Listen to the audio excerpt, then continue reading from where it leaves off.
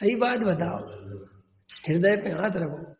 अपना बेटा अच्छा पढ़ लिख जाएगा और उसकी अच्छी नौकरी लग जाएगी और उसकी बढ़िया लड़की से शादी हो जाएगी, कुलवंती नारी उसे मिले, सुखी हो जाएगा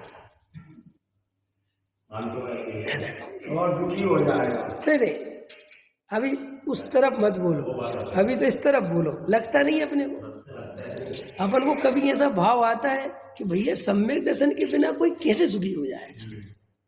लेकिन आज भी जरा सा कोई बोले कि साहब IAS ऑफिसर है, बंगला है, इसकी पत्नी भी बहुत सुंदर है, सर्वांग सुंदर, वो बहुत अच्छी है, वो बहुत कुलवंती है, पूजा पाठ में भी रोज आती है, क्यों? और उनके घर में बड़े 1 मिनट में सुखी मानते कि नहीं मानते है? अपन अपने बच्चों की तुरंत कल्पना करते रहते, अच्छी बढ़िया पढ़ लिख जाए, बढ़िया शादी वादी सुखी है। तुम हुए सुखी? तुम हुए? तुम्हारे जो बराबर बाल बच्चे हो गए ना, तुम हुए सुखी? तुम अपनी नहीं लगाते। तुम्हारे माँ बाप तुम्हारे बारे में ही सोचते थे कि अरे बेचारा कुछ पढ़ लिख जाए, शादी वादी हो जाए, कुछ कमा ले तो सुखी हो जाए। हो गए? सुखी तो नहीं हुए, लेकिन कल्पना नहीं टूटी। और ये कल्पना जब तक नहीं टूटेगी सम्यक दर्शन नहीं होगा। ये समझ लो अच्छे से, ये कल्पना जब तक नहीं टूटेगी सम्यक दर्शन नहीं होगा। और हम लगे इसलिए तो ये आर्त रोध ध्यान चल रहे हैं। ये माँ बाप बच्चों के बारे में इतना सोचते हैं और आर्त रोध ध्यान करते रहते हैं, पढ़ता नहीं, ये नहीं करते ना। श्री गुरु कहते देखो ऐसे मानता है कि ऐसा करेगा तो सुखी हो जाएगा। क्यों?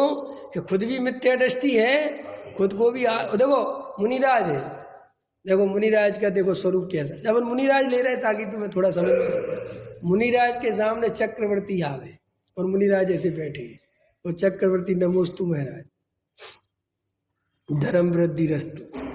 अब मुनिराज उसकी तरफ देखते हैं तो वो कहता महाराज मैं फला नगरी का चक्रवर्ती हूँ, ऐसा राजा हूँ। उसकी तरफ देखते हैं, फिर उससे पूछते हैं अपना स्वरूप जानते हो? तुम कौन हो? क्या है तुम्हारा स्वरूप?